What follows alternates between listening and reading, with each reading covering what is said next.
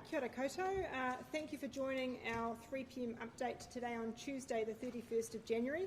I'm Rachel Kelleher, the Deputy Controller for Auckland Emergency Management, and I'm joined this afternoon by Georgina Griffiths, our meteorologist here based in Auckland with Met Service.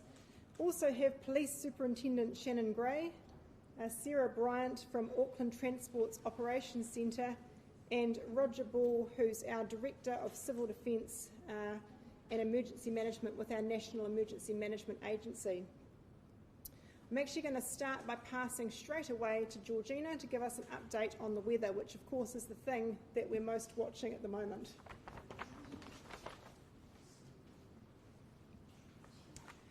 Kia ora. All right, so at the moment, from what the severe weather team and myself are seeing on the radar, the warnings are on track. Northland is the only region that has already started its red warning for heavy rain, but the other regions have yet to start.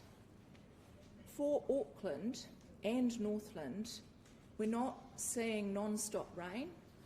As expected, it's lines of heavy falls coming in bands, so stop-start with the risk of extremely intense rainfalls. So that's for Northland, and the red warning for Auckland, which is Auckland north of Aorewa.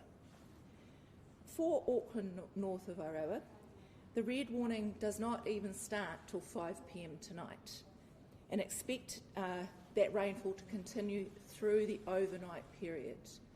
In the red warning area of Auckland, so north of Aorewa, we do expect impacts in the overnight period, so slips, further flooding, and so people in that region, just listen to your helpful and friendly civil defence.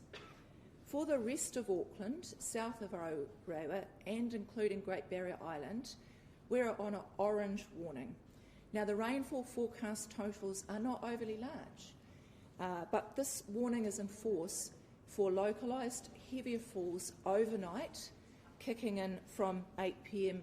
in the north and later in the south, through until about 10 a.m. Wednesday. So if you live in Auckland, south of Aorewa, we expect the impacts to be quite isolated, pockets of impacts where we see the heavier falls and higher intensity rainfalls overnight. So I guess the key thing for people south of Aorewa is that not everyone will see impacts. If you live in the area that is in the red warning, you should expect to see some impacts overnight. Hot off the press, we have other areas on heavy rain red warnings, so listen up, and if you are in these areas, it's a serious weather event coming. I would like people in Coromandel Peninsula and Bay of Plenty west of about Kawerau, including the Rotorua Lakes District, the Western Bay of Plenty and Tauranga City, to go and have a look at what the weather warnings look like. They kick in for Wednesday, so it's a bit later on. But yeah, just get ready, have a look at the weather warnings and prepare. Coming back to Auckland, that's where most of us live, I'd like to also touch on wind. While we see the wind increase this afternoon and evening, if you live on the eastern coastline, particularly north of the Waitemata Harbour, then we expect that wind watch to kick in this evening and overnight. The wind strengths are not particularly high for Auckland, but we do expect some tree throw over roads or power lines in the tonight overnight period because we're just so saturated. So, short version, on track, stay safe people and look up after each other. Thank you. And so just following up from Georgina around that forecast and recognising that some of that weather is affecting not just Tamaki Makaurau, Auckland, but also our neighbouring regions, I'm going to pass now to Roger Ball, who, as I mentioned earlier, is our Director of Civil Defence and Emergency Management nationally, just to comment on some of the work that they're doing to support the various regions with their preparedness and direct response to some of the flooding that we're experiencing. Thanks, Rachel. Tēnā koutou katoa, Roger Ball from the National Emergency Management Agency. We've heard the weather update from Met Service. I can give you just a little bit of a flavour of impacts as we're seeing them so far. So in Northland, a declaration of local emergency has been made by the Civil Defence Emergency Management Group, and the Regional Emergency Coordination Centre has been activated. NEMA has deployed 3 staff to assist at that coordination centre with the emergency now in place. In the Waikato, the Regional Emergency Coordination Centre and local emergency operations centres have been activated in response to the situation there. We understand that heavy rain is also expected in the Bay of Plenty, and I know that the Civil Defence Emergency Management Group is also monitoring things very closely. I won't comment further on the situation in Auckland because the Auckland Controller will speak to you about that, but I will just flag that the National Emergency Management Agency continues to provide significant resource and support to the operation here and will continue to do so. At a national level, the National Coordination Centre, sometimes referred to as the bunker, remains activated beneath the beehive and will remain so throughout the coming days to support the regions and to ensure that the all of government response is coordinated. I just want to encourage the public, as many of my colleagues are also saying, to please follow the public safety messages and advice of your local civil defence emergency management groups. Follow them on social media, follow the advice on their web pages. If you want to engage with some more national level or generic preparedness advice, I can point you towards www.getready.govt.nz. There are some excellent resources there in 12 languages, including Te Reo. So we encourage people to please stay alert and reach out to whānau, friends and family. It's about your personal preparedness, but it's also about our community resilience together. Thank you very much. Rachel. Thanks, Roger.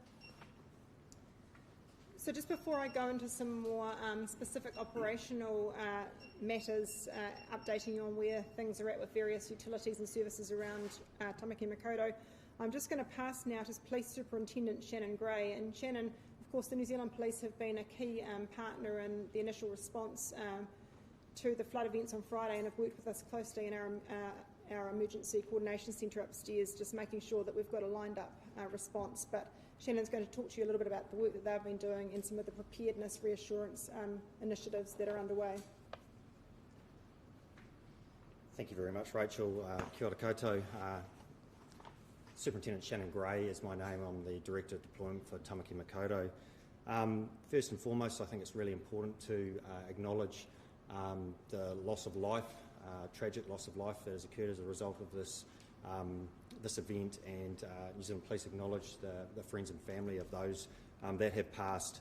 I also want to acknowledge our police staff who were involved in those incidents as well, along with the wider response that all emergency services and agencies have deployed to this incident.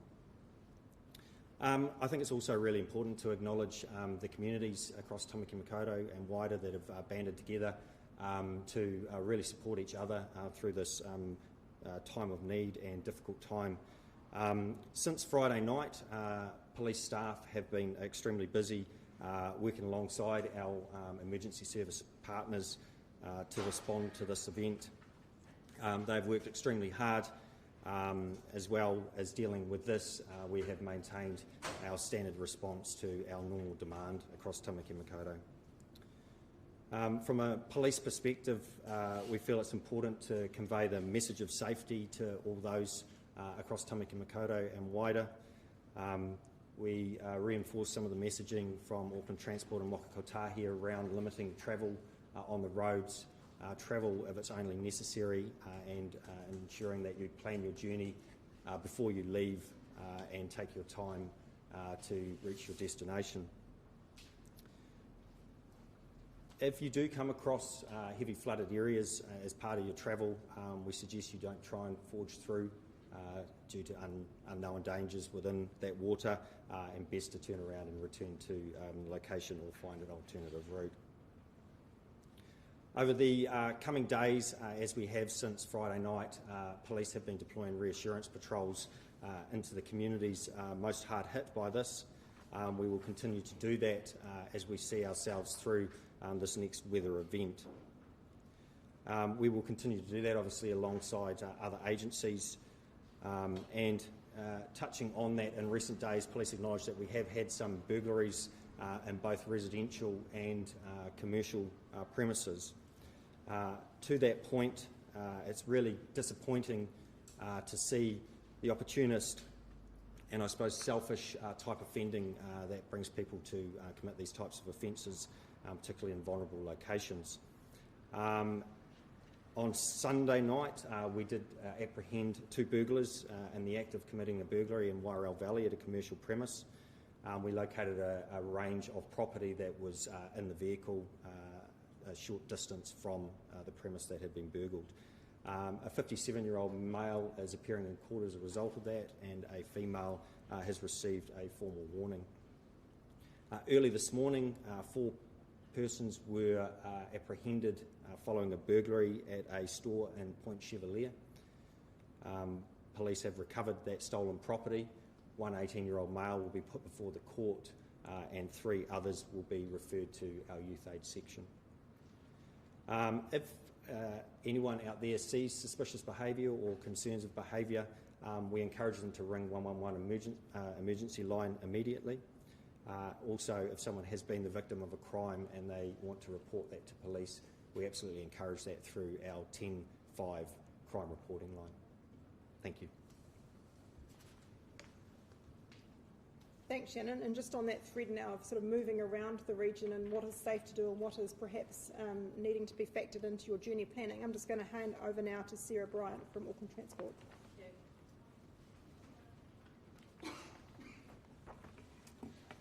Kia ora koutou.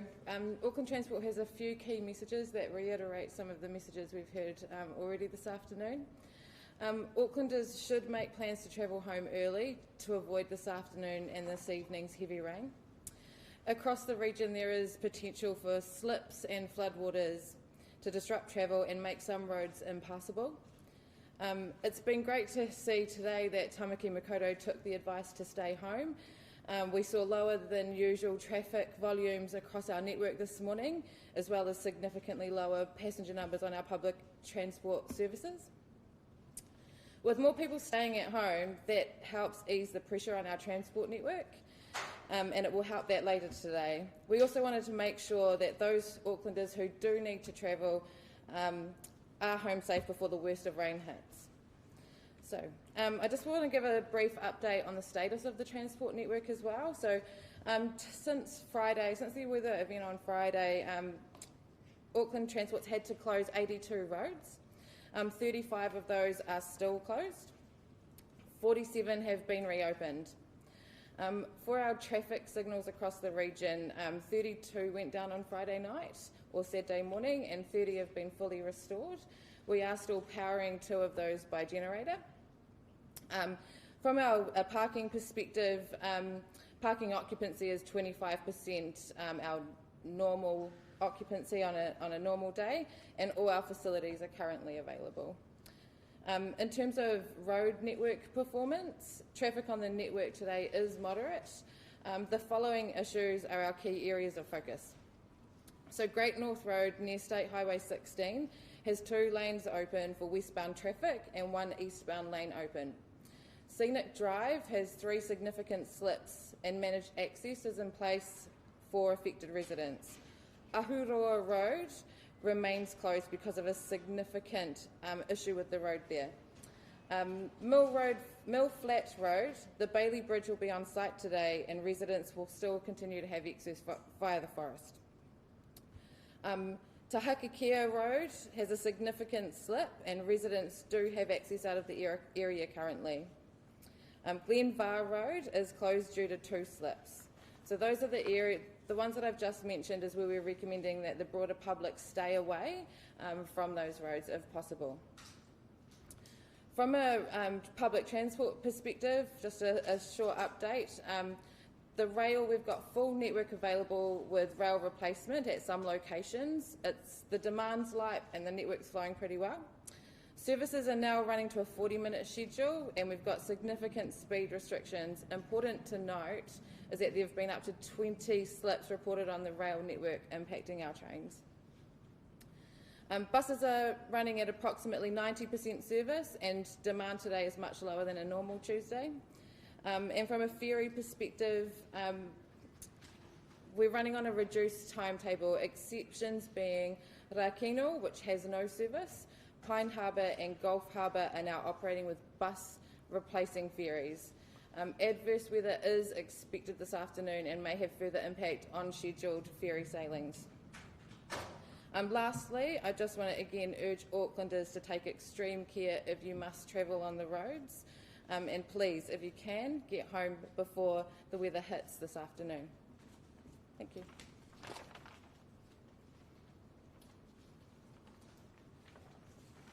Thanks, Sarah. So just moving on to some other information about services and operations in relation to things happening across Tamaki Makaurau. So we will continue to have open throughout the night our 3 current civil defence centres at Leonards Road School, 15 St Leonards Road, Kelston, the Massey University Albany campus, Sir Neil Walters Lecture Theatre, Massey University. That's accessed via the Albany Expressway on State Highway 17. Mana Tukutuku at 32 Riverton Drive, Randwick Park. Throughout the day, we've also had support and services available at Moana Nui Kiwa Pool and Leisure Centre in Mascot Ave, Mangere. And this centre will be available overnight for people that do need urgent accommodation as a result of any inclement weather. We will also be standing up, or in the process of setting up at the moment, evacuation centres, again primarily for the purpose of people needing to seek shelter overnight at the Wellsford Community Centre and the Warkworth Town Hall, and we're currently looking at options for the QMU area as well. Information on those different sites will be, of course, available on our social media channels and our aem.org.nz website. If you do need to go to an evacuation centre or a civil defence centre, then please make sure you bring any essential items you're safely able to do with you. So things like medication, really important if you need medications that you bring those with you. And if you have special food requirements or things that are particularly important to you. On that theme of things that can be particularly important to people, animals and pets, we've had quite a few questions about what do you do with your animals and pets if you need to evacuate and can't stay with friends or whānau. If you're in that situation where you need to leave your home and you've got a dog or a cat or another type of domestic pet and you really need to take that with you, then you can do that. You can take that with you to the Civil Defence Centre. But there's just a couple of things you really need to think about. Lots of different pets don't always mix well together, and not everybody loves pets the same way as each other. So if you need to bring a dog, then it must be on a leash, and ideally muzzled if you've got one. You might be asked to keep your dog in your car overnight, just depending on the situation at the site at the time. Cats and dogs, well, I probably don't need to sort of explain that they don't always get on well. So cats in a cage or a carry case, just to keep them contained and safe away from any other animals and from being injured or injuring someone else. If your animal has been injured as a result of the flood, of flooding or any other weather-related activities, ideally you would need to get that checked by a veterinarian before you head to a shelter. Our Auckland shelters, so the Auckland Council-run shelters, are also accepting dogs who need emergency accommodation, and they are offering free microchipping and registration. So if your dog is not microchipped or registered, and that's a barrier to you bringing it to the shelter because you need, and you've needed to leave your home for emergency reasons, don't let that be the case. Bring your dog with you to the shelter and they can help you with that. Please call Auckland Emergency Management. I've said this number quite a few times, but I'll say it again, 0800 22 2200 if you're unsure of what to do or you need some help. Waste collection, just an update on waste. So we've been working very closely with our Auckland Council Waste Solutions team and have got good information on the process for getting rid of storm-related waste and local waste via transfer stations. And we're working with community groups to organise skip bins where there is a community initiative to clear waste in certain areas.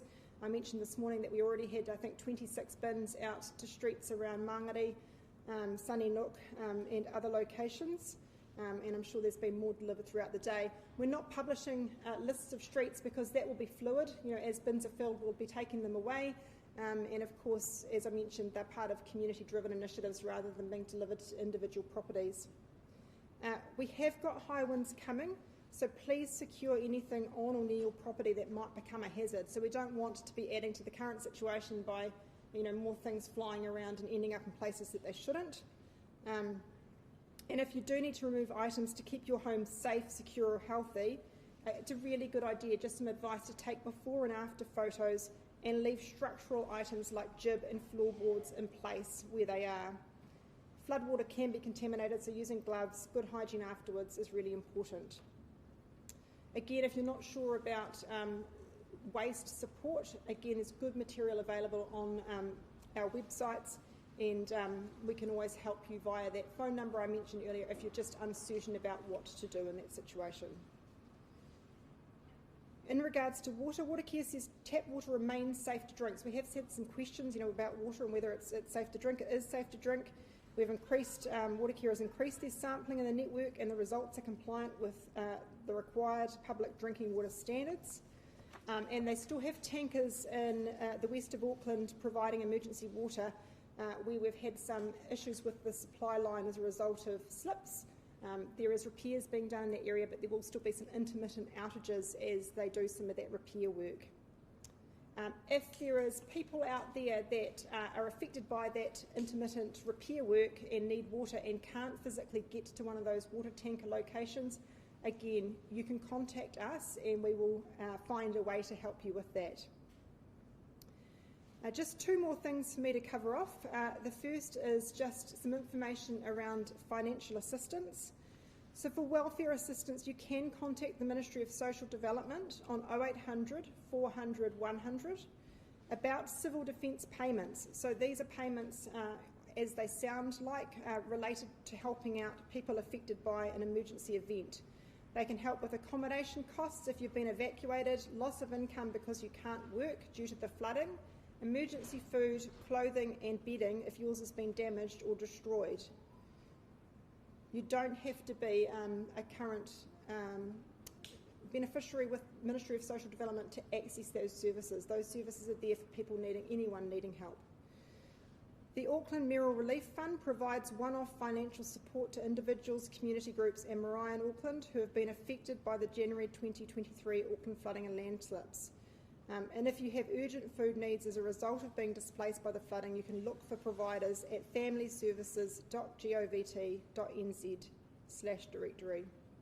And again, the Auckland Emergency Management team is there to help, and that number again is 0800 22 22 00. Lastly, earlier in, well, it wasn't earlier in the week, we are early in the week. A couple of days ago we did issue an emergency mobile alert in relation to some severe thunderstorm bands that were potentially coming through the region, recognising that they can move swiftly and they can bring with them very heavy downpours that were going to cause potential issues on top of our already sodden ground. Given the rainfall intensities expected are similar to those on Sunday, an emergency mobile alert will be issued to the entire Auckland region following this stand-up.